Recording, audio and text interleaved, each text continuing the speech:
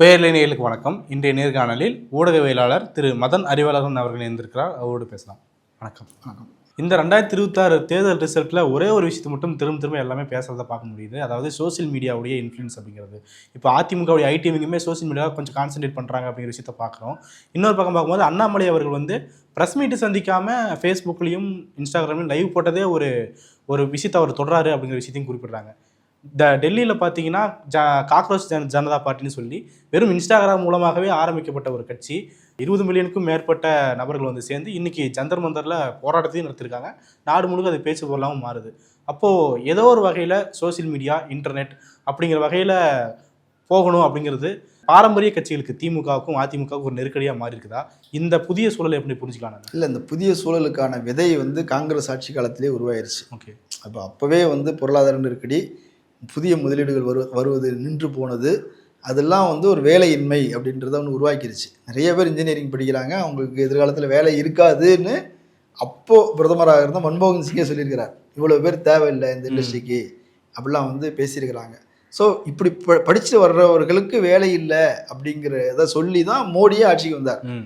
அதனால தான் 2 கோடி பேருக்கு வேலைன்னு சொன்ன உடனே மொத்த பேரும் போய் விழுந்தாங்க. ஸோ அவர் ஏதோ பண்ணுவார்னா அவர் மதம் அது இதுன்னு பண்ணாங்களே தவிர புதுசாக தொழில்துறை வளர்ச்சிக்கு எதுவுமே செய்யலை. அப்படி ஒரு பேஸ் இருக்குதுன்னா அதெல்லாம் அதானி அம்பானி போன்றவர்கள் ஆக்கிரமிக்கிறது தான் நடந்தது தவிர வெளியே இருந்தோ புதியவர்களோ தொழில் முதலீடு செய்வதற்கான சூழல்கள் இந்தியாவில் உருவாகலை. பன்னாட்டு மூலதனங்கள் முதலீட்டாளர்கள் கூட ஒரு அச்ச உணர்வோடு தான் இந்தியாவை பார்க்குறாங்க. மோடி போன்றவர் வர்றாரு அப்படின்னா இங்கே தொழில் வளர்ச்சிக்கிறதுக்கு ஏன்னா ஒரு அமைதியான சூழல் இருக்கணும். இவர் ஃபுல்லாக கலவரம் பண்ணுற ஆளுங்க. அப்போது இதை நம்பி நம்ம முதலீடு செய்ய முடியுமா அப்படின்னு அவங்களும் பேக் அடிச்சிட்டாங்க. இங்கே இருக்கிற நிறுவனங்கள்லாம் மோடி ஆட்சிக்கு பிறகு வெளியே போச்சு. ஃபாக்ஸ்கான் ஒரு நிறுவனம் தமிழ்நாட்டில் இருந்து சொல்கிறேன், ஃபாக்ஸ்கான் நிறுவனம் வெளியே போச்சு.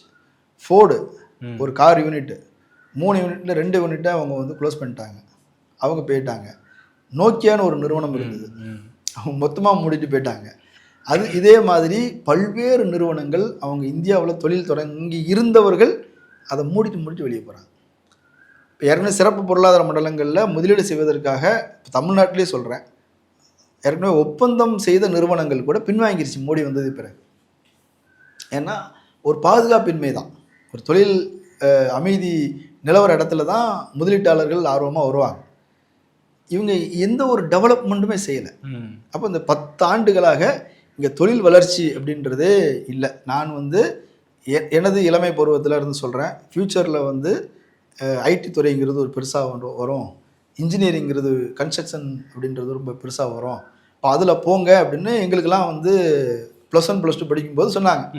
இன்ஜினியரிங் போகிறது பற்றின பேச்சுகள் நிறையா ஃபஸ்ட் குரூப் படிக்கக்கூடிய மாணவர்கள்ட்ட இந்த பேச்சு இருக்கும். நீங்கள் பார்த்துருப்பீங்க, மெடிக்கல் போகிறது இன்ஜினியரிங் போகிறத பற்றி தான் அதிகம் பேசியிருப்பாங்க. ஸோ அப்படி ஒரு பெரிய பெரிய கனவுகளோடு அன்னைக்கு இருந்த ஒரு தலைமுறை இன்னைக்கு பார்க்கும்போது இன்ஜினியரிங் போகும்போதே அவனுக்கு நம்பிக்கையோட போகல.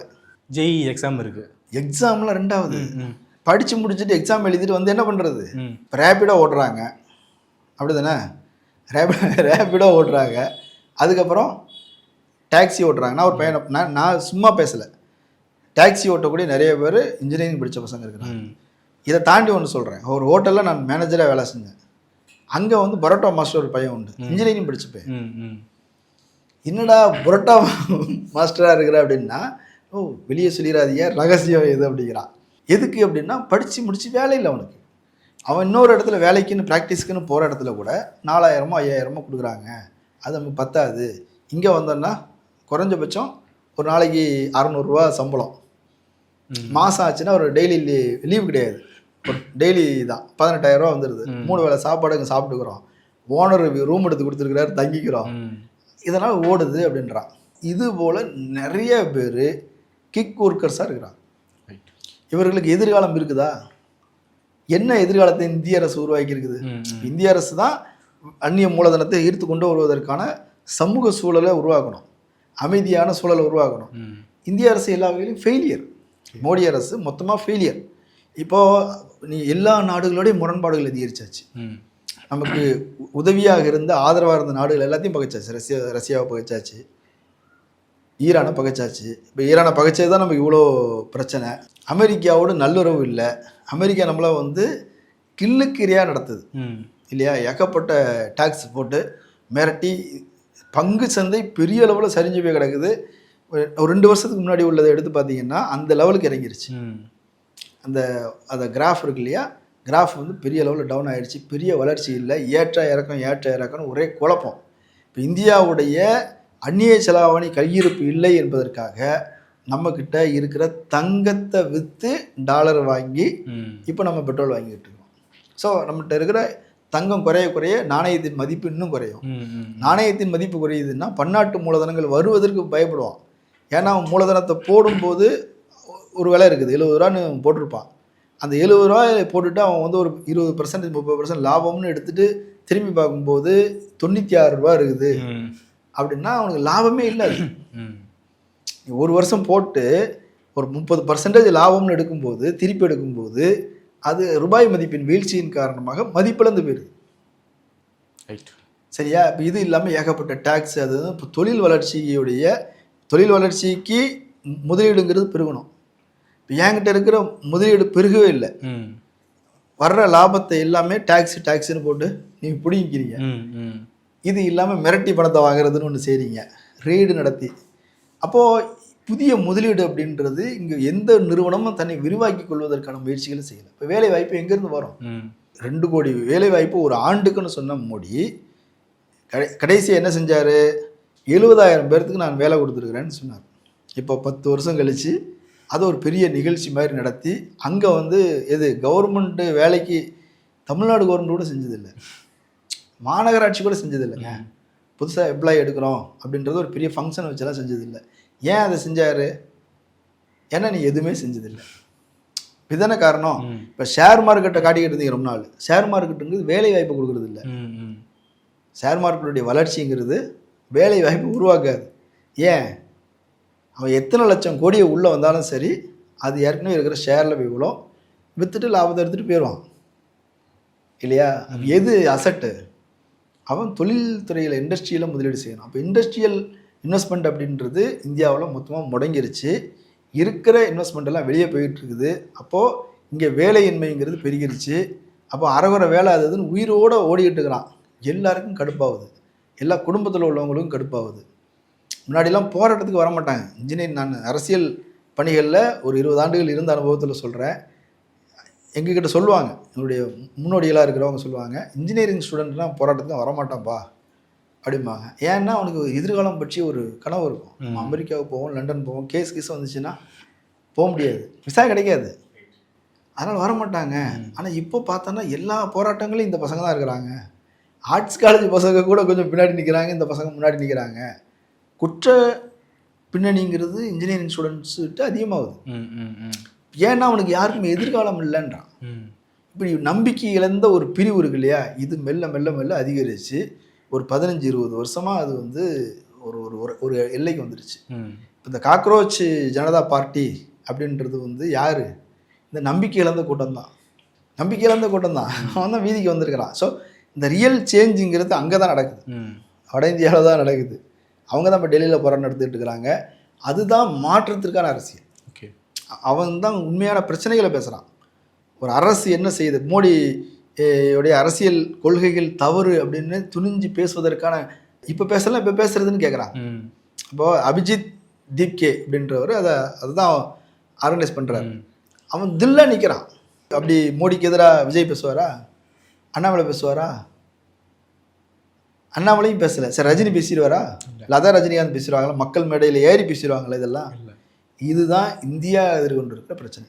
இங்கே தொழில் வளர்ச்சி நடக்கலை, வேலையின்மை அப்படின்றது பெரும் பிரச்சனையாக மாறி இருக்குது. எல்லாமே உதிரி வேலைகளாக இருக்குது.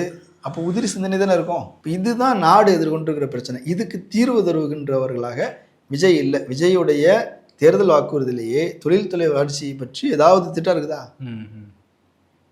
ஏஐக்குன்னு ஒரு அமைச்சரை போடுவேன்னு சொன்னாங்க, ரைட்டு, அதுக்கு ஃபண்டு அவங்க என்ன பண்ணுவார்? ஏஐன்னு ஒன்று இருக்குதுன்னு கிளாஸ் எடுப்பாரா? கோச்சிங் கொடுப்பாங்களா? நீ எவ்வளோ சிறப்பாக கோச்சிங் கொடுத்தாலும் அதை வேலைக்குன்னு எடுத்துக்கிற நிறுவனம் வந்தால் தான் அந்த கோச்சிங்கே பலன் இருக்கும்.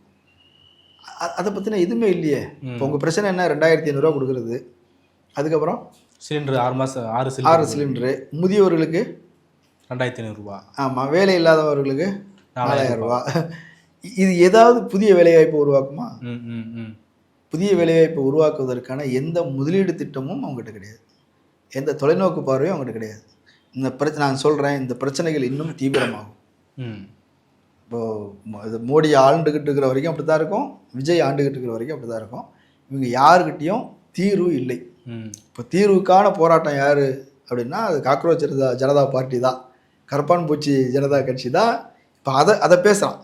அவன் தான் அவனுடைய கோரிக்கையை பேசுகிறான். உண்மையான சமூகத்தின் பிரச்சனை என்னவோ அதை பேசுகிறான். உண்மையான தீர்வு என்ன வேணுங்கிறத அவன் தான் பேசுகிறான். ஸோ அந்த அரசியல் பார்வையோடு ஒரு இயக்கம் உருவான வேணால் ஒரு மாற்றம்னு சொல்லலாம்.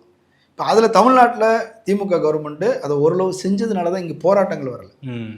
இந்த தலைமுறை விஜய் பின்னாடி போயிட்டாங்கங்கிறது நீ வருத்தப்படலாம். ஆனால் அதில் ஓரளவு சேட்டிஸ் பண்ணுறதுக்கு வெளிநாட்டு வேலைகள், நான்கு திட்டம் திட்டம், அது அரசு பணிகளுக்கு அதுக்கு இதுக்குன்னு ஏதோ ஒன்று அவங்க வந்து அவங்களால என்ன முடியுமோ. ஏன்னா ஒரு தேசிய கொள்கையை வகுக்கிறது, ஒரு தேசத்தின் மீதான நம்பிக்கையை உருவாக்குறது எல்லாமே ஒன்றிய அரசு செய்ய வேண்டிய வேலை. அவங்க மொத்தமாக கோட்டை விட்டாங்க. நாம் நம்மளால் முடிஞ்சதை செஞ்சுருக்கிறோம். அதிகபட்சம் என்ன முடியுமோ அதை செஞ்சுருக்கிறோம். நாம் வந்து சில நிறுவனங்கள் கூப்பிட்டு வருவோம், அவங்கள மிரட்டி குஜராத்துக்கு தூக்கிட்டு போயிடுவாங்க. ஒரு நல்ல சூழல் இருந்ததுன்னா அவனே இல்லை குஜராத்துக்கு போயிருப்பான். அங்கே இல்லை, நாம் கஷ்டப்பட்டு வேலை செய்வோம், அவங்க தூக்கிட்டு போயிடுவாங்க. ஸோ இதனால் நமக்கு சில இழப்புகள் இருந்தாலும் கூட அதை தாண்டி வின்ஃபாஸ்ட் நிறுவனம் அவங்க ஆரம்பிச்சிருக்கிறாங்க. அப்புறம் நிறைய நிறுவனங்கள் 2 லட்சம் 3 லட்சம் கோடி ரூபாய்க்கு மேலே முதலீடு வந்துருக்குது. சில வேலை வாய்ப்புகளை வந்து அங்கங்கே உருவாக்கிட்டு தான் எல்லா மாவட்டங்களையும் டைட்டில் நீயோ பார்க்க. ஆமாம், அது சிறுதொழில் வளர்ச்சிக்கான எம்எஸ்எம்இ செக்டரை டெவலப் பண்ணுறதுக்கான வேலைகள் அப்படின்னு அதிகபட்சம் இவங்களால் என்ன முடியுமோ அதை செஞ்சுருக்கிறாங்க. இதுக்கு மேலே விஜய் என்ன பண்ணுவார் அப்படிங்கிறத பொறுத்து தான் இந்த அரசியல் அப்படிங்கிறது போகும்னு நினைக்கிறேன். காக்ரோச் ஜனதா பார்ட்டியை பற்றி பேசும்போது இது வந்து ஒரு நாள் ஸ்டண்ட்டாக முடிஞ்சிருமோ அப்படிங்கிற சில விஷயங்களையும் முன்வைக்கிறாங்க. இன்னொரு பக்கம் பார்க்கும்போது ஆம் ஆத்மியோட பேட்டர்ன் இருக்கிறதாகவே சிலர் ஓப்பனாகவே எழுதுறாங்க. ஏன்னா அவர் வந்து ஆம் ஆத்மிக்கு வந்து ஐடிவிங்கில் ஒர்க் பண்ணியிருக்காரு, அதோடைய பேட்டர்ன் இருக்குன்னு பல பேர் சொல்கிறாங்க. அதை எப்படி பார்க்குறேன்? 2 விஷயத்தை பார்க்கணும். ஒன்று கிரவுண்டில் இருக்கிற பிரச்சனை, அதோடைய முகமாக ஒரு இயக்கம் வரும்போது அதுக்கு ஆதரவு வரும். இப்போ ஆம் ஆத்மி அப்படி ஊழல் அது இதுன்னு நிறையப்பட்ட பிரச்சனைகள் காங்கிரஸ் ஆட்சியில் இருந்தது. அதன் முகமாக அவர் வந்தார். நாளைக்கு இவங்க வரட்டுமேன்ற களத்திலிருந்து வராங்கல்ல, ஒரு பிரச்சனையை அட்ரஸ் பண்ணி அதுக்கு எதிராக ஒன்று திரண்டு அதுக்கு எதிராக போராடி வரட்டுமே, அவங்க வர்றது தான் நல்லதுன்றேன். களத்துலேருந்து வராங்கன்னு சொல்கிறீங்க, ஆனால் அதுக்கு ஒருங்கிணைப்பு கருவியாக இன்டர்நெட் இருக்குது அப்படிங்கிறது வந்து ஒரு டவுட். என்ன தவறு இருக்குது? இப்போ லெனின் காலத்தில் பத்திரிகை இருந்தது. அவர் பத்திரிகையை தான் ஒருங்கிணைக்கக்கூடிய அமைப்பாளர்னு சொன்னார். பத்திரிகையை தான் ஒரு கட்சியை வந்து ஒருங்கிணைக்கக்கூடிய இதுன்னு சொன்னார். மீடியா, நீங்கள் அதை புரிஞ்சுக்கிங்க. மீடியா அப்படின்றத அவங்க பயன்படுத்துகிறாங்க. இப்போ அந்த மீடியாங்கிறது இன்றைக்கி வெகுஜனப்பட்டிருக்குது. முன்னாடி வந்து அந்த ஒரு பத்திரிகைங்கிறது தினத்தந்திய ஓனர்கிட்ட இருக்கும், தினமலர் ஓனர்கிட்ட இருக்கும். அவங்க எதை செய்தியாக கொடுக்கணும்னு நினைக்கிறாங்களோ அதான் வரும். அப்புறம் தொலைக்காட்சிகள் வந்தது, அதுவும் முதலாளிகள் கையில் இருந்தது. அதில் 10 பேர் இருப்பாங்களா, அவங்க சொல்கிறது தான் செய்தி, அவங்க என்ன நினைக்கிறாங்களோ அதுதான் நடக்கும். இன்றைக்கி சமூக ஊடகம்னு ஒன்று வந்துருக்குது. இன்னும் எல்லா மக்களும் கருத்துக்களை பேசுகிறாங்க.